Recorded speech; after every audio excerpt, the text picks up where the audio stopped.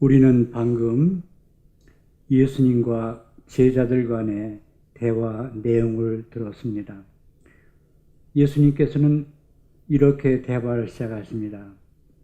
사람의 아들을 누구라고들 하느냐? 주님께서는 사람들이 당신에 대해 어떻게 생각하고 있는지를 알고 싶어 하시고, 제자들은 들은 바를 보고합니다. 세례자 요한이라고 합니다. 그러나 어떤 이들은 엘리야라 하고, 또 어떤 이들은 예레미야나 예언자 가운데 한 분이라고 합니다. 예수님께서는 다른 어떤 것을 정말 알고 싶어 하시는 듯 다그치듯이 또 물으십니다. 그러면 너희는 나를 누구라고 생각하느냐? 이때 베드로가 툭 튀어나오면서 말합니다. 스승님은 살아계신 하나님의 아드님 그리스도이십니다. 베드로 사도는 단 한 문장으로 모든 것을 말했습니다.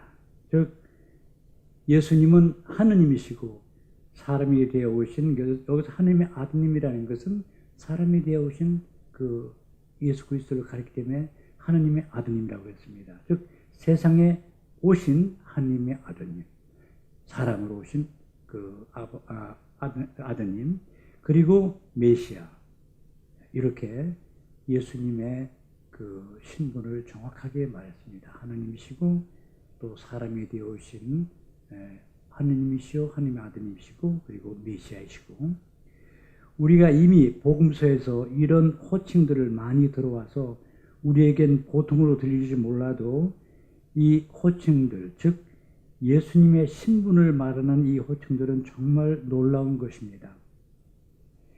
독송제가 될까 두려워해서 하느님의 이름을 감히 제대로 부르지 못하는 유대야 사람들의 종교 전통에서 성장한 어부 베드로는 용기 있게 이 말을 한 것입니다.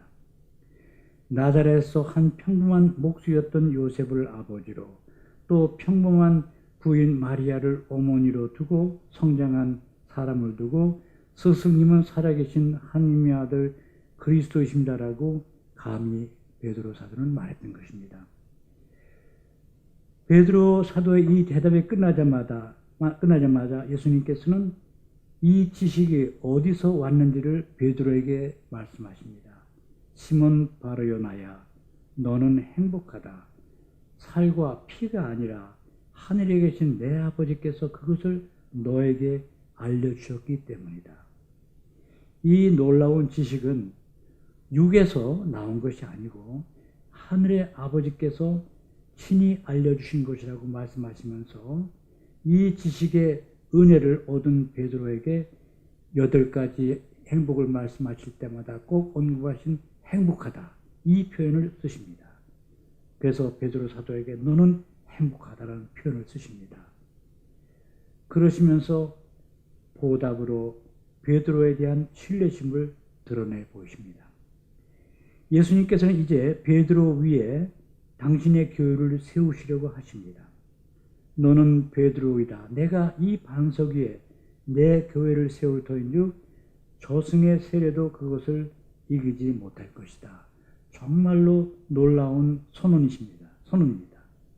그런데 예수님은 여기서 그치지 않으십니다. 또 하나의 놀라운 선언을 하십니다. 들어보십시오. 또 나는 너에게 하늘나라의 열쇠를 주겠다. 그러니 네가 무엇이든지 땅에서 매면 하늘에서도 매일 것이고, 네가 무엇이든지 땅에서 풀면 하늘에서도 풀 것이다. 이래서 베드로 사도는 예수님께서 세우신 교회의 반석이 되고, 또 사람들로 하여금 천국에 들어가게 하는 권한과 또 못 들어가게 하는 권한을 부여받습니다. 믿는 이들의 공동체인 교회는 물론 베드로의 교회가 아니고 우리 주 예수 그리스도의 교회입니다. 믿는 이들을 모아 교회를 세우고 그 교회를 이끄시는 분은 바로 그리스도 예수십니다. 그런데 베드로는 교회의 여러 지체들이 합쳐져 조화를 이루게 하는 그 초석이 됩니다. 더욱이 베드로 사도는 묻고 푸는 고난을 받습니다.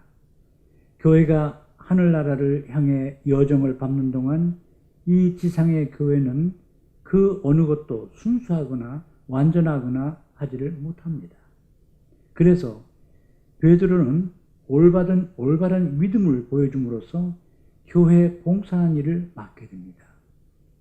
교회의 지체들, 곧 교회의 신자들이 그리스도께서 원하시는 자세로 살아가는지 않는지를 판단하는 이는 바로 베드로 사도입니다. 이것이 베드로 사도에게 맡겨진 사명입니다. 예수님께서는 베드로에게 이 역할을 맡기시면서 당신의 교회에 주고 싶어 하시는 역할과 의미를 우리에게 보이십니다. 만일 사람이 예수 그리스도를 알고 싶어하고 그분과의 친교 가운데 살고자 한다면 교회를 벗어날 수 없다는 점입니다. 우리는 교회를 통하지 않고 그리스도께 가는 척 할 수가 없습니다. 또 교회에 의지하지 않고 자기 혼자 힘으로 직접 그리스도를 만나는 척 할 수도 없습니다. 우리가 이런 질문을 던질 수가 있습니다. 왜 예수님께서 이런 특별한 방법으로 일하시기로 결정하셨는가? 당신 자신을 사람들에게 직접 계시하실 수 없으셨단 말인가? 언제나 잘못을 저지를 수 있는 교회 공동체를 통하지 않고는 당신의 영을 전달해 줄 수 없으셨단 말인가? 비록 교회 안에도 분열이나 갈등 혹은 세속적인 것이 있을 수 있지만은 그래도 예수님께서는 우리 자신과 세상 안에서 당신이 활동하시는 것을 식별하시는 데 도움을 주시기 위해서 교회를 세우셨습니다. 즉 당신의 활동하심과 일치해서 우리가 살아가는 데 도움을 주어 우리가 하늘나라에 다다를 수 있도록 교회를 세우셨습니다. 저는 교회가 크게 세 가지 의미를 지닌다고 생각합니다. 첫째로 믿는 이들의 모임을 의미하고, 그 다음에 건물로서의 교회를 의미하고, 또 교계 제도를 또한 교계 제도의 의미를 담고 있습니다. 그런데 저희는 지금 이 코로나19로 인해서 믿는 이들의 모임을 자유롭게 못하고 있습니다. 그리고 건물로서의 교회도 우리가 자유롭게 사용을 못하고 있습니다. 참 안타까운 일이죠. 더구나 앞으로 2주간 또 미사를 우리가 성당에서 교회 건물로서 그 성당에서 못 드리고 있습니다. 그러나 여러분들이 여러분의 가정을 작은 교회로 생각하시면서 교회 공동체 모임이 줄 수 있는, 또 교회라는 그 성스러운 건물에서 받을 수 있는 은혜를 여러분 가정에서 더 기도하시면서 하나님의 말씀을 읽으시면서 그 풍요로운 은혜를 누리시게 되기를 바랍니다. 그리고 좀 그 성당에서 얻는 그 양식보다는 부족하다 할지 모르겠지만, 그러나 이 가정에서도 여러분께서 이 기도와 또 말씀을 통해서 풍요로운 그 영적인 양식을 얻을 수 있다고 저는 생각합니다. 여러분, 이 그 코로나 바이러스가 끝나고 정말 우리가 다시금 편하게 신자들의 모임으로서의 교회를 살아가고, 또 우리 신자로서 우리 교회를 언제나 자유롭게 가서 전례를 거행할 수 있게 되기를 희망합시다. 베드로는 하늘나라의 열쇠를 받았습니다. 우리가 이 나라에 들어갈 수 있도록 교회가 설립되었습니다. 우리는 지금 하늘나라로의 길을 가는 중에 있고, 우리 교회는 우리가 앞으로 나아가도록 도와줍니다. 교회가 진정으로 바라는 것은 이 세상을 벗어나 하늘나라로 기쁘게 가는 일입니다. 이는 교회가 가장 중요하게 생각하는 세례를 통하여 시작되는데, 세례의 효과는 전 생애를 통하여 드러납니다. 바오로 사도가 새 사람이라고 일컫는 영성 교육을 통하여 우리의 변화, 그리고 우리가 새롭게 태어나는 효과가 드러납니다. 세례는 두 가지의 움직임을 늘 지닙니다. 첫째로 나를 벗어나 주님께로 다가가는 것이고, 두 번째로 죽음을 통하여 생명으로 나아가는 두 가지 움직임. 여기서 죽음이라는 것은 우리가 그 세례가 주님과 영적으로 주님과 함께 우리가 옛날에 나에 대해서 죽고 새로운 사람으로 태어나는 것을 의미하죠.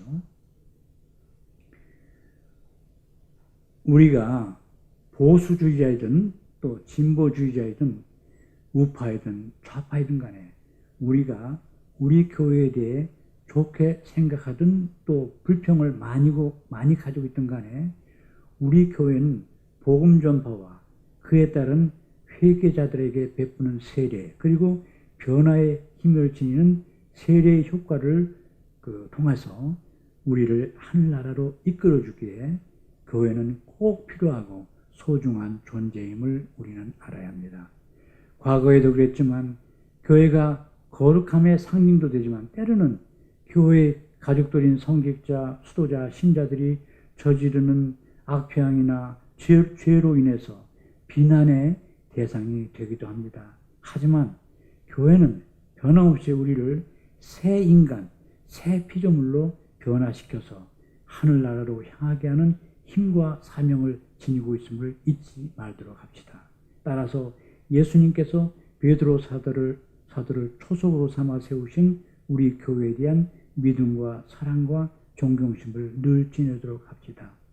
형제 자매 여러분, 우리 모두 사도 베드로를 우리에게 주심에 대해 또 그가 했던 신앙 고백에 대해서 하느님께 감사드리도록 합시다.